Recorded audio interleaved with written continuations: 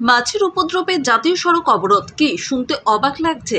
নানান ক্ষোভে বিক্ষোভের রাস্তা অবরোধের খবর নজরে আসে সংবাদ মাধ্যমে। তবে মাছের উপদ্রবে রাস্তা অবরোধ এও কি সম্ভব?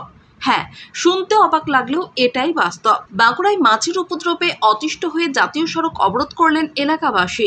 জানা গিয়েছে, বাঁকুড়া ১ নম্বর ও ছাতনা ব্লক এলাকার কাশীবেদিয়া, পররাসল, তেঘড়ি, দলদলি, জগন্নাথপুর, ঘোড়গড়িয়া সহ বেশ কয়েকটি গ্রামের মানুষ ৬০ নম্বর জাতীয় সড়ক অবরোধ করলেন মাছের উপদ্রবে অতিষ্ঠ হয়ে।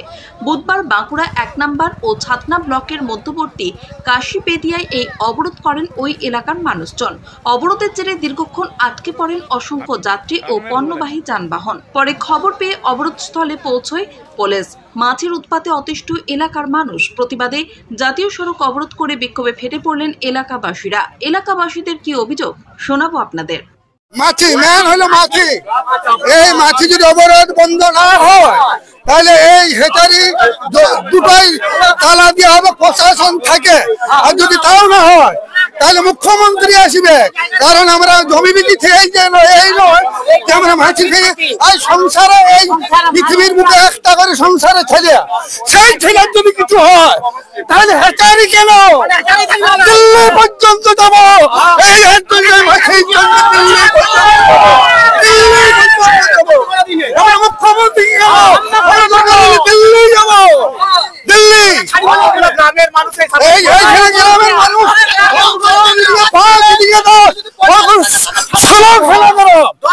খেলা করো যদি মাছি বন্ধ না হয় তাহলে আমরা রাষ্ট্র বেঙ্গল কেন আমরা চলে যাবো।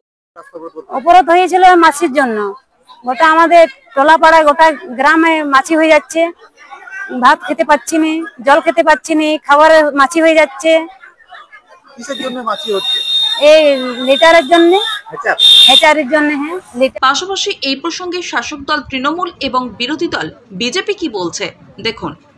এই সমস্যাটা আছে, এই সমস্যাটা কয়েক বছর ধরেই আমরাও লক্ষ্য করছি, কারণ আমরাও পাশাপাশি থাকি এবং এলাকার মানুষ অনেক সময় আমাদেরকে জানিয়েছে, প্রশাসনিকভাবে জানিয়েছে।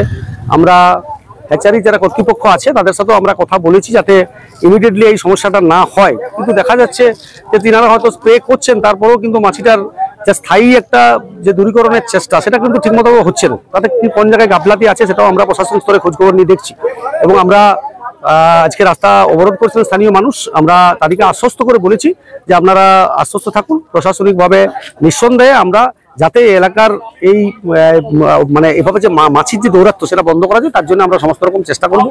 এবং কর্তৃপক্ষের সাথে আমাদের ফোনে কথা হয়েছে, কিন্তু ফোনে সেভাবে কথা বলে তো আর কোনো সিদ্ধান্ত নেওয়া যায় না। আমরা প্রশাসনিক স্তরে আমরা বাঁকুড়া পুলিশ, আমাদের ভিডিও নিঃসন্দেহে স্টেপ নেবো। কেন স্টেপ নেবো না? এলাকার মানুষ এভাবে ক্ষতিগ্রস্ত, ছোট ছোট বাচ্চা আছে, তাদের খাবারে যে মাছি পড়ছে এটা তো সত্যি সত্যি একদম অস্বাস্থ্যকর পরিবেশ। নিঃসন্দেহে এটা নিয়ে স্টেপ নেবো এবং আমি ওনাদের কথা দিয়েছি যে আপনারা নিশ্চিন্ত থাকুন, আমরা প্রশাসনিকভাবে আমরা নিশ্চয়ই এই মাছির কিভাবে দূরীকরণ করা যায় তার ব্যবস্থা আমরা করব। অংশুমান ব্যানার্জি, সহসভাপতি, বাঁকুড়া ১ নম্বর পঞ্চায়েত সমিতি।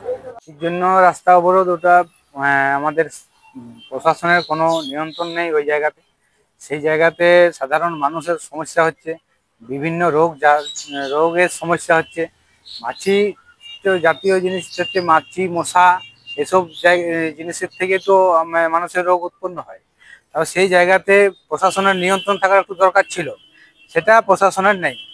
আর স্থানীয় তৃণমূল নেতারা ওই এলাকার তারা কারমানি নিচ্ছে মাসে মাসে, আর তৃণমূল নেতাদের কাছে প্রশাসন বিক্রি হয়ে আছে। তাহলে কে কার বিরুদ্ধে অভিযোগ করবে? তাহলে একটা ভাগাভাগির ব্যাপার চলছে, প্রশাসনও একটা পার্ট আছে আর তৃণমূলের নেতারাও একটা জায়গাতে আছে। সেই জায়গাতেই ওই মানুষের বিভ্রান্ত যে প্রশাসনও কোনো অ্যাকশন নেয় না কেন, তৃণমূল নেতারাও কোনো প্রতিবাদ করে না। সেই জন্য আমরা সাধারণ মানুষ এবং বলতে চাইছি যে ওই হেচারিগুলো বিরুদ্ধে ব্যবস্থা নিন, যাতে সাধারণ মানুষের কোনো সমস্যা না হয়।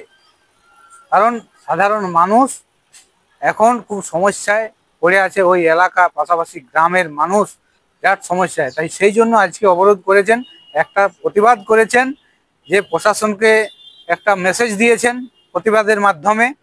সেই জিনিসটাই আমরা বলতে চাইছি, দলমত নির্বিশেষে এগিয়ে আসুন এবং এর প্রতিবাদ করুন, তৃণমূলের প্রতিবাদ করুন। তৃণমূল নেতারা বিভিন্ন জায়গাতে ঘুষ নিচ্ছেন, টাকা নিচ্ছেন, তার প্রতিবাদে সাধারণ মানুষের ক্ষতি হচ্ছে, মানুষের জীবন জীবিকার ক্ষতি হচ্ছে।